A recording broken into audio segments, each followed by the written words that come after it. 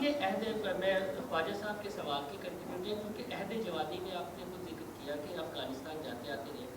کیا آپ سمجھتے ہیں آج جیت علماء تمام مسائل کے بیٹھے ہوئے ہیں جہاد کا اعلان کیوں نہیں کرتے کشمیر کی آزادی کے لیے؟ اور آپ سمجھتے ہیں کہ مسلمان جو فاتحین ہیں انہوں نے جنگ کر کے قبضہ کیا، اور جب صلاح الدین ایوبی کی بھی مثال دی جاتی ہے، کب تک ہم مذاکرات کھیلتے رہیں گے؟ اگر آج اس پلیٹ فارم سے آپ جہاد کا اعلان کرتے ہیں تو انڈیا کو اچھا میسج جائے گا کہ پاکستان کے علماء نے اپنی پرانی روایت کو زندہ کر دیا ہے. یہ اعلان کرتے ہیں. اچھا، اعلان آپ چاہتے ہیں فوری کر دیا جائے.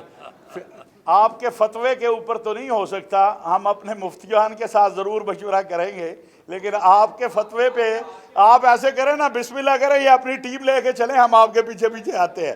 اور پہلی بات، دوسری گزارش یہ ہے، ایک منٹ مجھے آپ پھر سوال بتا لیں تاکہ پھر میں ایک ہی بات آپ سے پھنسنا نہیں، میں نے یہ آپ کا مسئلہ ہے. پہلی بات. دوسری بات ہے موجودہ دنیا جو ہے، دیکھیں آپ کا کیا خیال ہے کہ ہمارے دل جو ہیں وہ فلسطینیوں یا کشمیریوں کے حوالے سے روتے نہیں ہیں؟ ہم پریشان نہیں ہیں؟ جتنے آپ پریشان ہیں اس سے زیادہ نہیں تو اس سے کم بھی نہیں ہیں. یہ موجودہ دنیا جو ہے یہ پھنسی ہوئی ہے عالمی قوانین کے اندر.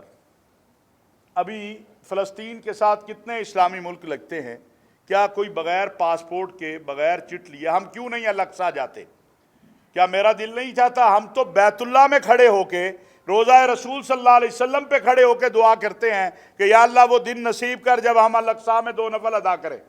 لیکن ہم نے ایک ضابطہ بنایا کہ ہم نے اس ظالم سے پرمیشن نہیں لینا، ہم نے اسرائیل کو تسلیم کر کے اس سے ویزا نہیں لینا، اس لیے ہم نہیں جاتے الاقصی. وگرنہ جو بیت اللہ جاتا ہے اس کا دل الاقصی، اور یہ حکم بھی ہے رسول اللہ صلی اللہ علیہ وسلم کا، 3 حرم ہیں جو اللہ کے. تو لہٰذا جو عالمی قوانین اور پاکستان کے آئین اور قانون اور تعلیمات کے مطابق ہم کر سکتے ہیں وہ کر رہے ہیں اور آئندہ بھی کرتے رہیں گے.